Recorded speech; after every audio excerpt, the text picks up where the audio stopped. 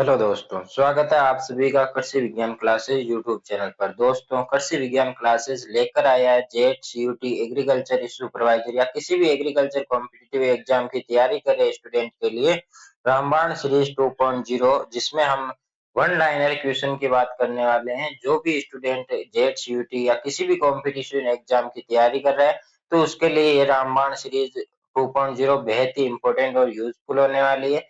क्योंकि इसमें हम बात करेंगे कि जो वन लाइनर क्वेश्चन होते हैं, जो डायरेक्ट आपके पेपर में पूछे जाते हैं एमसीक्यू के टाइप के, उसी प्रकार के क्वेश्चन हम इस सीरीज में बात करने वाले हैं। इस सीरीज की लगभग हमारी 4 क्लासें हो चुकी है और इसी कड़ी को हम आगे बढ़ाते हुए आज की क्लास, जो हमारी 5 नंबर की क्लास में हम बात करेंगे राजस्थान के प्रमुख पशु मेले, वन्य जीव अभ्यारण्य और इसके साथ ही राजस्थान की जो कृषि मंडियां हैं, उनसे रिलेटेड हम बात करने वाले हैं।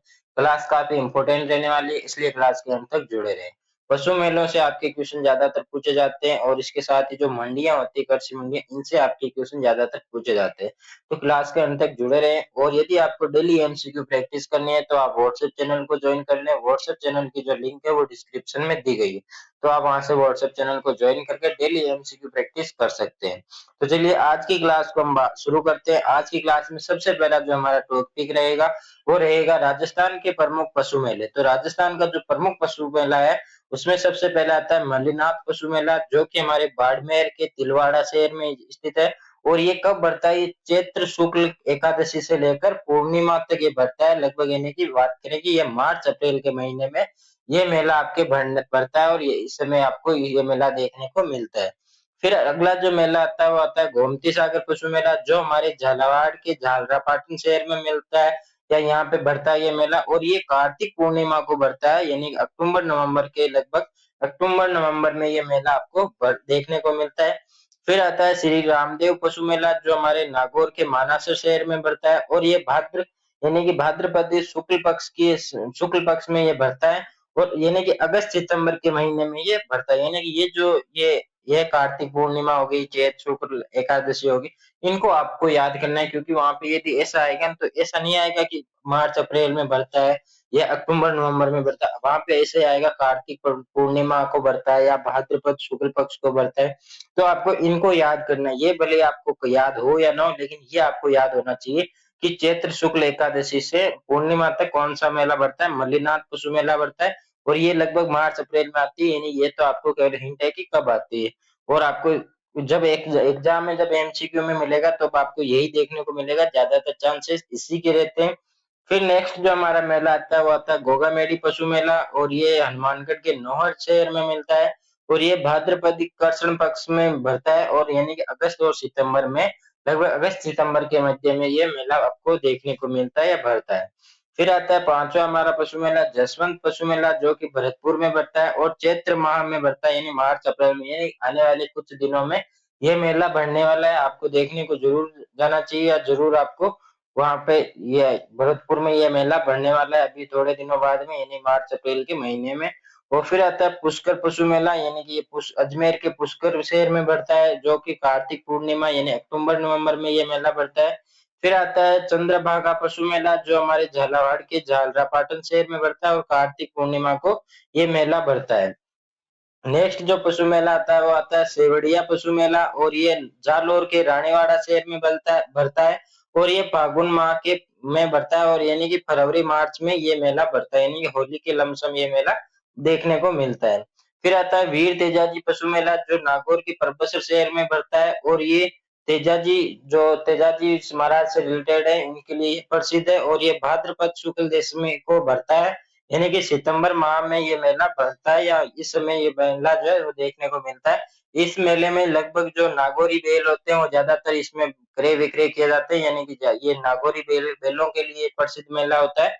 फिर आता है नेक्स्ट पशु मेला बलदेव पशु मेला, जो मेड़ता नागौर में पड़ता है और ये भाद्रपद शुक्ल एकादशी को बढ़ता है। लास्ट जो मेला आता है वो आता है शिवरात्रि पशु मेला, जो कि करौली को बढ़ता है और महाशिवरात्रि में ये पशु मेला बढ़ता है, यानी कि फरवरी मार्च में ये पशु मेला है जो भरता है। यानी कि ये हमारे टोटल 11 पशु मेले हैं, जिसमें सबसे जो बड़ा पशु मेला होता है वो वीर तेजाजी पशु मेला यानी परबसर नागौर वाला होता है। और इसके साथ ही हम अगला जो टॉपिक है कि जिसमें हम वन्य जीव अभ्यारण्य की बात करेंगे, यानी राजस्थान के प्रमुख वन्य जीव अभ्यारण्यों की बात करते हैं, जिसमें सबसे पहला आता है सरिस्का वन्य अभ्यारण्य जो कि अलवर में, और अगला है केवलादेव घना पक्षी अभ्यारण्य जो कि भरतपुर में स्थित है। सवाई माधोपुर में रणथंभौर टाइगर सेंचुरी स्थित है, और काला हिरण सेंचुरी जो है वो चूरू में स्थित है। नाहरगढ़ सेंचुरी जो है वो जयपुर में स्थित है, यानी कि जयपुर जिले जो जिला है उसमें एक सेंचुरी है नाहरगढ़ सेंचुरी, ये जो कि एक वन्य जीव अभ्यारण्य है। और इसके बाद आता है कुंभलगढ़ सेंचुरी जो कि उदयपुर व राजसमंद में स्थित है। राष्ट्रीय मरु उद्यान जो है वो जैसलमेर में स्थित है। रणकपुर जो सेंचुरी है वो पाली में स्थित है। और रामसागर वन विहार जो है वो धौलपुर में स्थित है। आबू संरक्षण यानी माउंट आबू जहाँ पे, तो आबू संरक्षण जो सेंचुरी है वो सिरोही में यानी कि जहाँ पे माउंट आबू है, वही नाम से ही पता चल रहा है कि ये कौन से जिले की बात हो रही है। फिर आता है दारा दुर्ग सेंचुरी जो है वो कोटा में स्थित है। यानी ये हो गई हमारे राजस्थान के प्रमुख वन्य जीव अभ्यारण्य हो गए, जो ज्यादा आपसे पूछे नहीं जाते हैं लेकिन आपके ध्यान में होना चाहिए ये भी।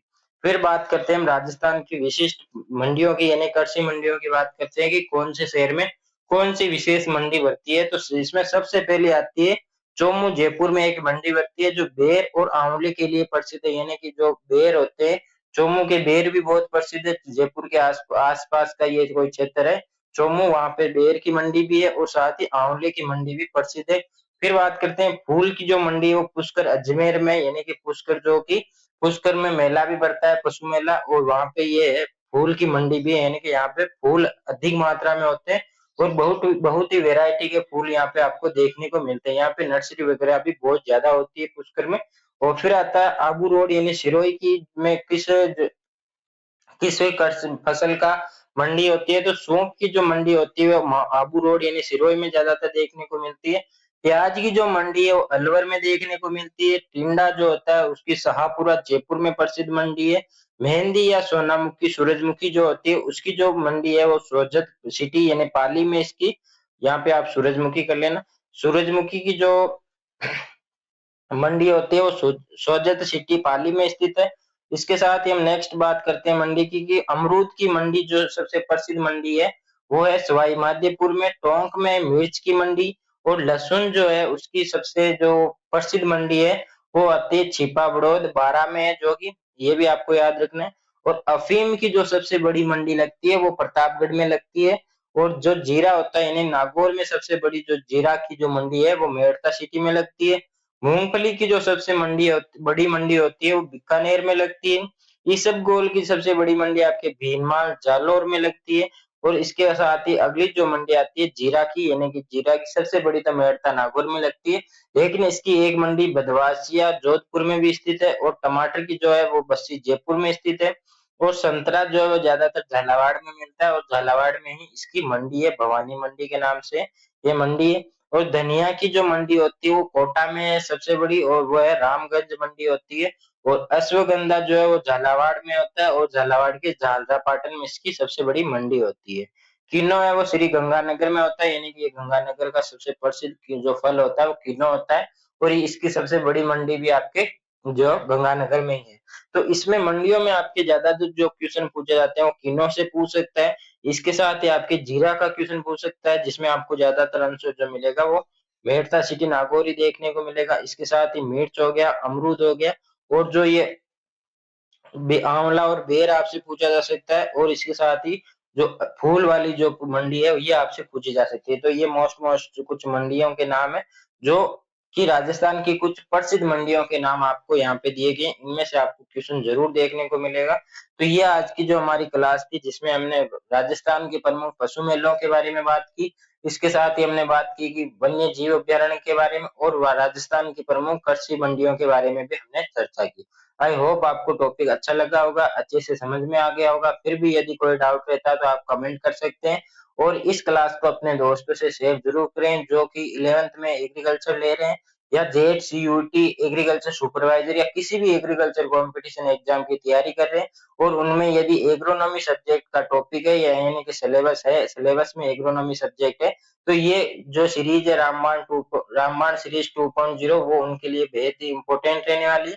क्योंकि इसमें हम वन लाइनर क्वेश्चन की बात करें और वन लाइनर क्वेश्चन से ही डायरेक्ट एमसीक्यू क्वेश्चन बनकर आपके पेपर में देखने को मिलता है। तो उनके लिए ये किसी रामबाण से कम नहीं है, इसलिए उनके पास शेयर जरूर करें जो कंपटीशन एग्जाम की तैयारी कर रहे हैं।